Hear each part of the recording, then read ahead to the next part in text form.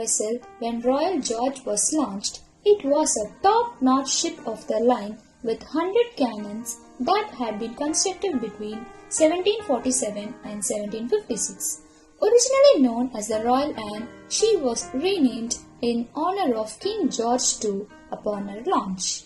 The ship had been in the 7 Years' War and served as Admiral Hawke's flagship during the Battle of Quiberon Bay. She was injured throughout the conflict and forced back into action when American War for Independence broke out. Her most recent engagement was in 1779 when she was a member of the British fleet that first rescued the beleaguered British garrison on Gibraltar, captured a Spanish convoy, then outclassed a Spanish fleet at the Battle of Cape St. Vincent. The British really didn't want this to happen.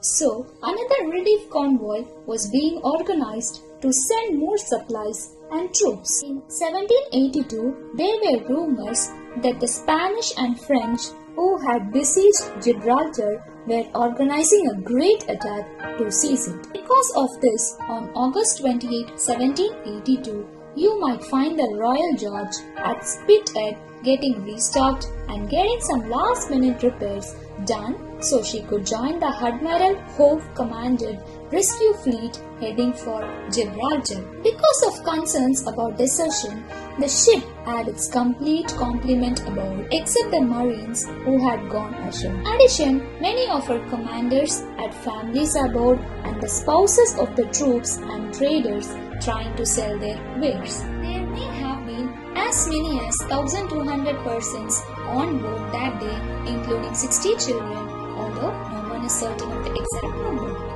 One of the hull repairs that had been considered required involved intentionally shifting the center of gravity to raise one side of the ship above the water, which was accomplished by heeling the ship. This was accomplished by having the crew move the starboard batteries gun back to the ship's center, off balance and lifting. There was only one issue. Their calculations were incorrect. The ship rolled over too far and started taking on water since it came out that several casks of rum had also been loaded onto the port side, which had not been accounted for. A carpenter who observed it and called attention to it was twice dismissed by an officer when he suggested stopping. The captain, Martin Waghorn, ultimately paid attention to him and ordered the cannons to be returned to their original locations, but it was already too late. Many people didn't get a chance to flee as Royal George immediately began to take on water and sank into the ocean. Only the mast remained above the water until it finally hit the bottom. There were a lot of fatalities.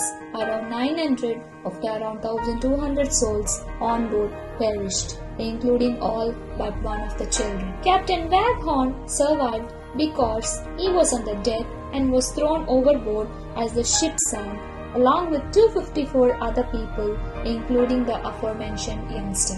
Not as lucky was Rear Admiral Richard Kempenfeld, who was in his onboard quarters and could not leave because the flow of water kept his door shut. Afterward, bodies continued to wash ashore throughout the area. The ship's age and the fact that some of its weak timbers had given way were first blamed for the wreck rather than the error in hewing the boat. Divers looking to recover the ship in the 1830s instead discovered the wreck of the Mary Rose, which had perished in the Battle of the Solent in the 1540s.